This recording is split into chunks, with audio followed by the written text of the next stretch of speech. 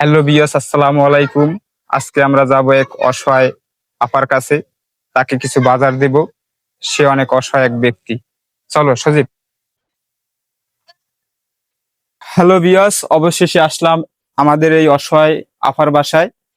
আহ দেখেন বিয়স, যে পানি বর্ষার ভিতরে অনেক ঘরবাড়ি ডুববে যায়, তারপর যাইয়া থাকাই মুশকিল হয়ে যায় এই জায়গার মানুষজনের বসবাস।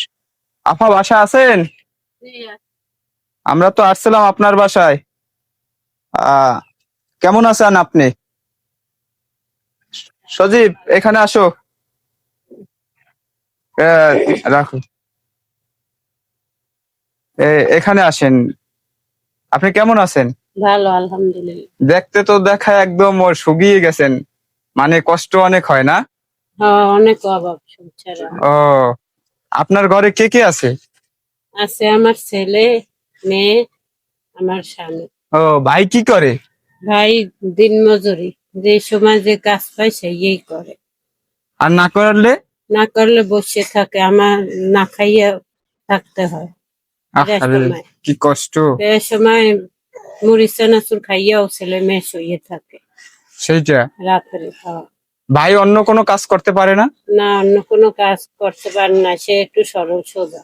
ও, সে কোনো কাজকর্ম বোঝে না। সরল সোজা না? হ্যাঁ। ও, আপনারা কি এই ঘরে থাকেন? কি আপনারা ভাড়া থাকেন না আপনাদের না, নিজেদের? আমরা পরিদের থাকি। পরিবার? জি। অন্য একজন মালিক? জি।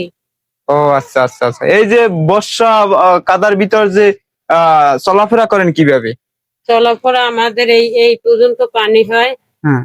তা পাড়াই আমাদের আসতে হয়, যাইতে হয়। কিন্তু কি করব, আমার স্বামী তো অসহায়, তার কারণে আমার এইখানে থাকা লাগে না। তাই আপনার জন্য আমি কিছু বাজার নিয়ে আসছিলাম। আহ যেমন একটা সংসারে যা লাগে সেটাই নিয়ে আসছিলাম। আপনি কি খুশি হয়েছেন? আলহামদুলিল্লাহ, দোয়া করি তোমরা দেশও খুশি হয়েছে অনেক। আপনার জন্য আনছিলাম চাল, আনছিলাম ডাল, আনছিলাম। ওই যা লাগে সেটাই আনছি, ঠিক আছে? আলহামদুলিল্লাহ, তা অনেক আপনি একটু খুশি হয়েছে। দর্শকের জন্য কিছু বলেন। বলতেছি যে যারা যারা দেশে, তারা তারা যারা যারা আপনারা যদি হ্যাগোদারে দিয়ে থাকেন, দিয়েন। যদি যে সময় যা পারেন, বা আমার অনেক উপকার করছে, তারা বাইরে আমার অনেক উপকার করছে, আমি দোয়া করি তাদের জন্য। আর আপনারা যে দেশেন, আপনাকেও দোয়া করি। আলহামদুলিল্লাহ, আল্লাহ পাক আপনাকে অনেক ভালো রাখুক, এইটাই আমি চাই। হ্যালো বিয়স, দেখেন যে এর বাসাটা দেখেন, যে একটু বাসাটা একটু দেখো তো কির ভিতর থাকে।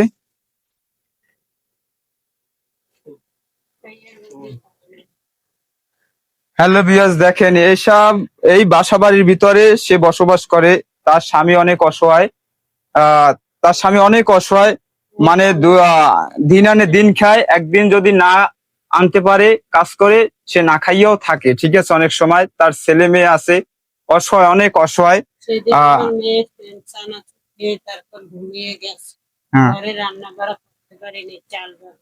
আমি আপনাদের একটাই কথাই বলবো, যে এভাবে অনেক অসহায় মানুষজন আছে যারা দিন আনে দিন খায়। যদি কাজ একদিন না করতে পারে, সেদিন তারা না খেয়ে থাকে। দেখেন গাইস, এই বাসা বাড়ির ভিতরে থাকে, বর্ষা বাদলে অনেক সাপ টাপও উঠে থাকতে পারে, কত কষ্টের ভিতরে থাকে। যে যেখান থেকে পারেন অসহায় মানুষের পাশে দাঁড়ান, এই অসহায় ব্যক্তিদের পাশে দাঁড়াবেন, এই অসহায়দের নিয়ে আপনারা কাজ করবেন। আসসালামু আলাইকুম।